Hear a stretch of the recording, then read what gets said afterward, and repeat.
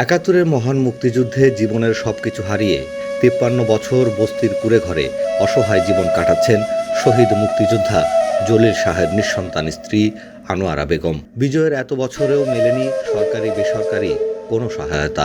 উনি আসল মুক্তিযুদ্ধ ছিল, আর এই বাংলাদেশের রিপেয়ারকে ওই ঘরে খাওয়াইতো মাদ্রাসায়, যে তার সাথে যুদ্ধ করে দেশকে জয় করব। দেশের জন্যই তিনি রক্ত দিয়ে মারা গেছেন বাবা।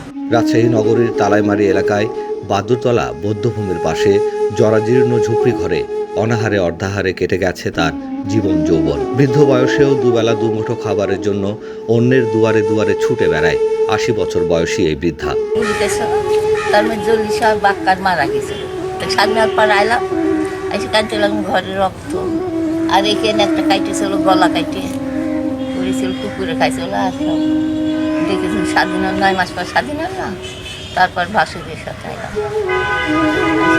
আমার ঘরে জিনিসপাতি পুড়িয়ে ভাঙিয়ে ছুঁড়ে কিছু ছিল। অথচ একসময় এলাকাতেই ছিল তার দোতলা বাড়ি, ছিল গাড়ি আর দামি অলংকার। সবকিছু এখন শুধুই স্মৃতি। যুদ্ধের সময় তার সম্ভ্রম আর জীবন বাঁচাতে দুর্গাপুরের এক আত্মীয়ের বাড়িতে রেখে এসেছিলেন স্বামী জলিল শাহ। সেই শেষ দেখা। দেশ স্বাধীনের পর আর দেখা মেলেনি সেই প্রিয় মুখটি। লোকমুখে শুনেছেন পাশের মহল্লার এক গলির মধ্যে মাটি চাপা দেওয়া হয়েছে তাকে। ভাই আমার কাছে বিদায় নিয়ে আইলো, মোটরে বন্দুক ঘাড়ে দেখলো, ড্রাইভার কাছে বসলো, সেই ড্রাইভারও মারা গেছে। হ্যাঁ, ওখানে দুইজনাকে এক মুসাতে, আমার স্বামী মুসা থাকিছিল, সে এক মুসাতেই দুইজনাকে লই কেটেছে সিটি হসপিটাল কাছে, ওই কাসিম ড্রাইভারের বাড়ি কাছে। ওখানে থুয়ে চাপা মাটি দিয়ে সব ভাসুরেরা ছিল, বাড়ি দেখতে আসছে। দুই বছর দিল তো ওর মধ্যে কোনো উপায় নাই, দুইজনাকে থুয়ে চাপা মাটি। এরই মধ্যে হাত ছাড়া হয়েছে দোতলা বাড়িটি, তাই তার ঠাঁই হয় বস্তির এই কুঁড়ে ঘরে। কেউ খোঁজ রাখেনি। স্বামীর ভালোবাসা বুকে জড়িয়ে আজও একা এই অসহায় বৃদ্ধা আনোয়ারা। তবে বয়সের ভারে নুয়ে পড়া এই হতভাগিনীর জীবন গাড়ির চাকা আজ থেমে যাওয়ার পথে। নানান রোগ বাসা বেঁধেছে তার শরীর জুড়ে।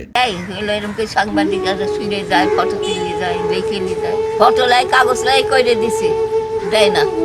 এই যে 16 ডিসেম্বরে এই গলাপারে ছেলেরা যেমনি করছে, 16 ডিসেম্বর সাংবাদিকরা তুলে যায়, ওই টিভিতে দেখায় কিছু।